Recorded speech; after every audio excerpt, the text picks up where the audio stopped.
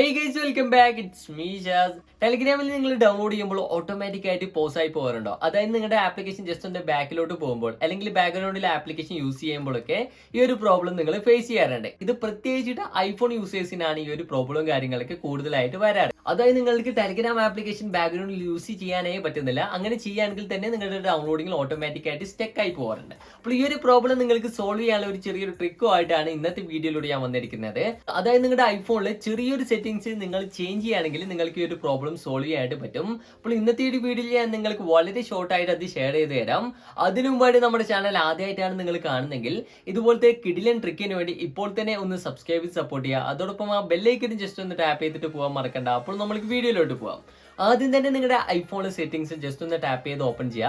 അതിനുശേഷം മറ്റും അടിയിലോട്ട് സ്ക്രോൾ ചെയ്യുക, അല്ലെങ്കിൽ നിങ്ങൾക്ക് അവിടെ സെർച്ച് ചെയ്തിട്ട് ടെലിഗ്രാം ജസ്റ്റ് ഒന്ന് കണ്ടുപിടിക്കുക. അതിനുശേഷം ടാപ്പ് ചെയ്യുകയാണെങ്കിൽ നിങ്ങൾക്ക് ഇത്തരത്തിലൊരു ബോക്സ് ഓപ്ഷനും കാര്യങ്ങളൊക്കെ നിങ്ങളുടെ മുമ്പിലോട്ട് വരുന്നതാണ്. അവിടെ തന്നെ നമ്മൾക്ക് ആവശ്യമായിട്ടുള്ള ഒരു ഓപ്ഷൻ എന്ന് പറയുന്നത് ഇവിടെ ഈ ഒരു ബാക്ക്ഗ്രൗണ്ട് ആപ്പ് റീഫ്രഷ് എന്ന് പറയുന്ന ഈ ഒരു ഓപ്ഷൻ ആണ്. ഇത് ഓൾവേസ് അവിടെ ഓൺ ആയിട്ടാണ് ഉണ്ടാവുക. നിങ്ങൾ ചെയ്യേണ്ടത് ഇത് ജസ്റ്റ് ഒന്ന് ഓഫ് ചെയ്തിരിക്കുക.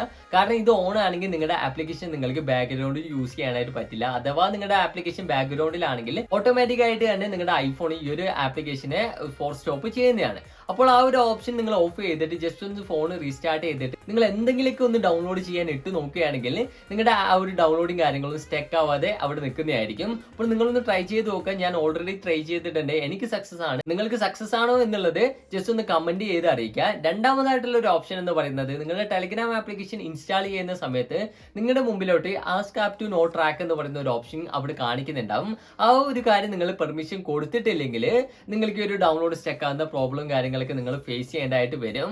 പക്ഷേ നിങ്ങളോട് ഞാൻ പറയില്ല ആ ഒരു ഓപ്ഷൻ നിങ്ങൾ അവിടെ പെർമിഷൻ കൊടുക്കാൻ വേണ്ടിയിട്ട്. കാരണം നിങ്ങൾ അത് കൊടുക്കുകയാണെങ്കിൽ തന്നെ നിങ്ങളുടെ ഡാറ്റാസ് മൊത്തം നിങ്ങളുടെ കയ്യിൽ നിന്ന് പോകും. അപ്പോൾ പരമാവധി അത് കൊടുക്കാതിരിക്കുക.